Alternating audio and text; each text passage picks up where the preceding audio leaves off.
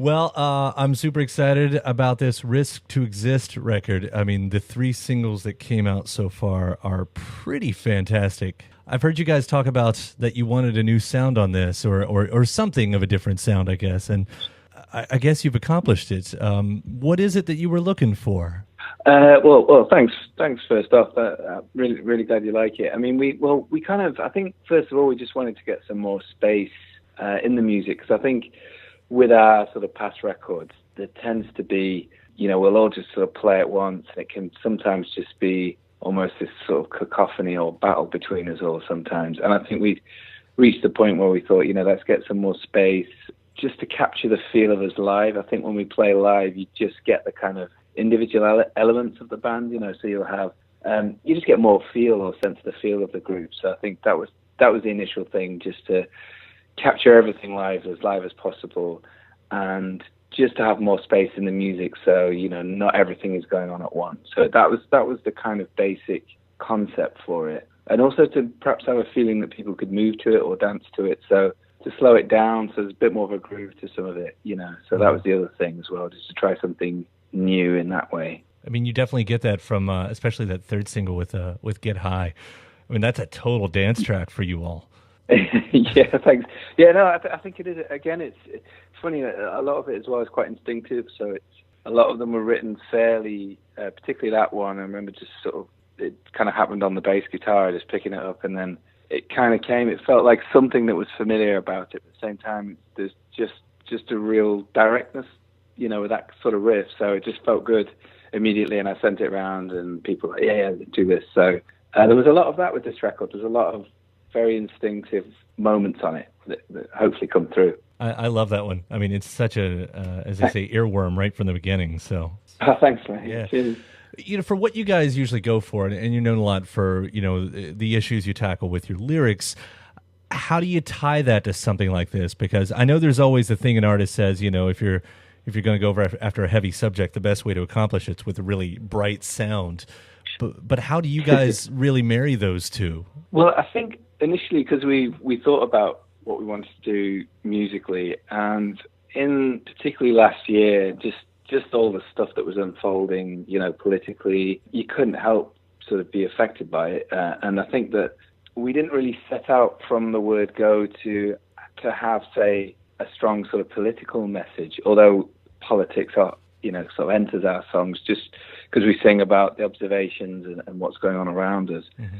I think that because it was just the political climate was so hot, and even when we came across to Chicago to record, the whole sort of Clinton-Trump thing was on the TV, and we just had the whole Brexit thing here. So it was all just kind of crazy sort of heated times. And I think that the fact that sort of creeped in, we became aware, particularly when Paul had certain political lyrics, but we were sort of also kind of filtering a bit so it didn't come across as like a preachy thing. It was more kind of observational, but also looking where people can relate to it and relate to, we're all going through this kind of crazy time, and we're all having to deal with this sort of big change and kind of almost looking at relationships during this sort of period. So it's almost like a snapshot of last year in a way. And I think just because of the way things were, that creeped in. But we were aware, I think we're at a point where we can kind of edit ourselves a bit more, and we can sort of say, okay, maybe that lyric's a bit too obviously aimed at, or sound a bit too preachy. So let's just move that and let's just play with that a bit, So we were aware that we wanted to have a strong message, but that you weren't kind of overwhelmed by that message. You had you could either get lost in the music or the feel of the space, or but there are also messages of kind of hope, like I'll be around and stuff, about being there for people close to you, even when all this sort of hurricanes going on around you. I'm amazed it didn't come off much angrier than it did. All things considered. Yeah, I mean, there were definitely a few lyrical lines which were like, okay, should we keep that or not?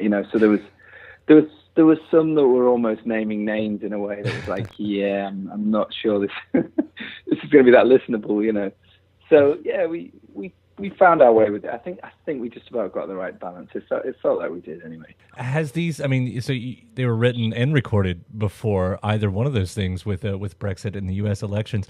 Have these songs felt any different for you afterward? Have they changed in any meaning? Well, yeah. I mean, I think we were sort of right in the thick of the Brexit thing kind of happened, and I think all of the sort of kind of the sort of the things people were being sold, the reasons for people to vote, say, for leaving. People were just told anything to make them sort of, especially working class areas were told, you got to blame Europe for this and blame them for that, and this will happen. All this magic, amazing stuff's going to happen, if you vote this way.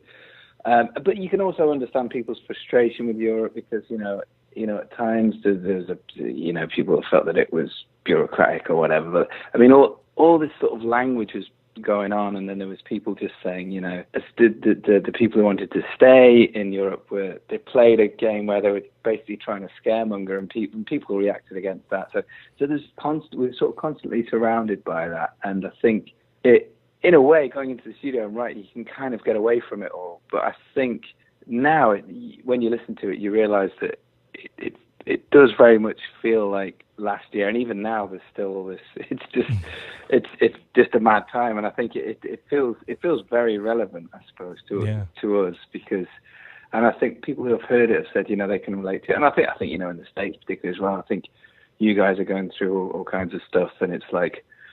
Yeah, these are times that we'll probably look back on and go, yeah, that was crazy, wasn't it? I hope that we can say that in the future at all, that we're around. Oh, well, yeah, fingers crossed. I mean, that's being optimistic. I hope we can, right. I hope that happens. I hope we can look back and go, I hope we all get through it. Yeah, I mean, there's that lyric in there, and I really enjoy that lyric where, in the title track where it says, it's a risk to exist, but I'm happy to be alive, Yeah, exactly. And I think as well, I think that came from, all the stuff that was happening in the Mediterranean where people were just trying to survive, and search for a better life in Europe because, people were escaping war zones and that originally came from that, just seeing people that we should be helping really, and helping people who have just got no hope on these sort of rafts and stuff. So I think, but it relates to sort of everything, just like, God, aren't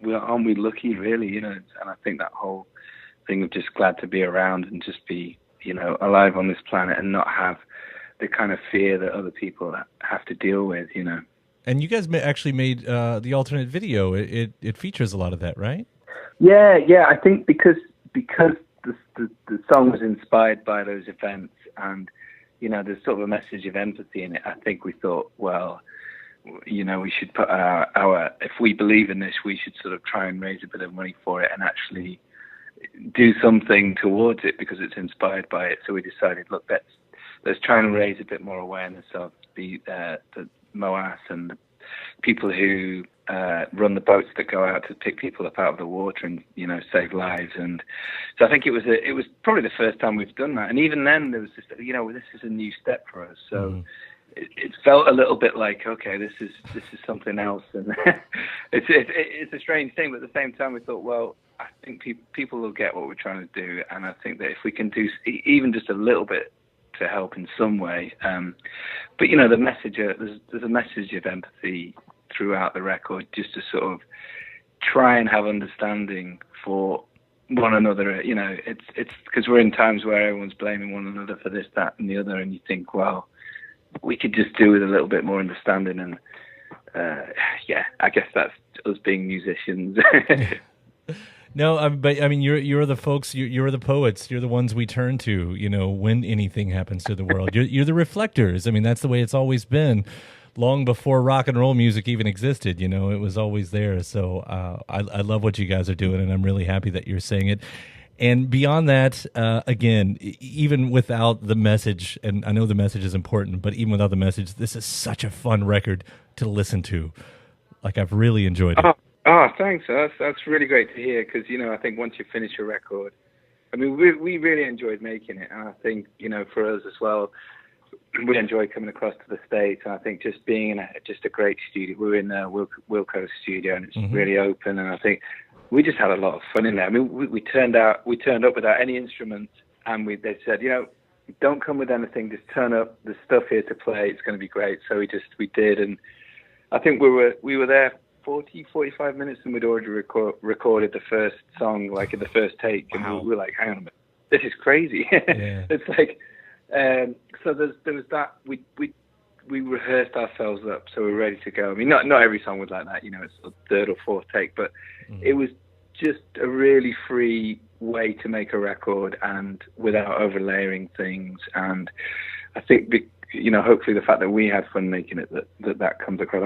It's really nice to hear that, because you think, in that respect, it sort of worked, because if that bounces out of the speakers, that feel comes across and you feel it too, then, we've succeeded in some way. Yeah, no, completely.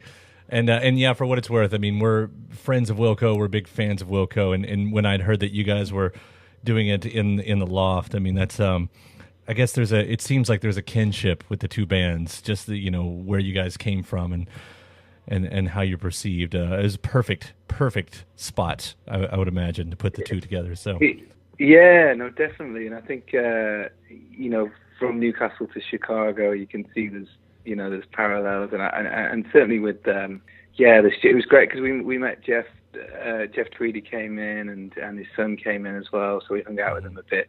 So it was really nice. It's just a really cool vibe in there, and Tom Schick, the engineer, there, and so yeah, it was just like, wow, the fact that we managed to get it all happening, and I think.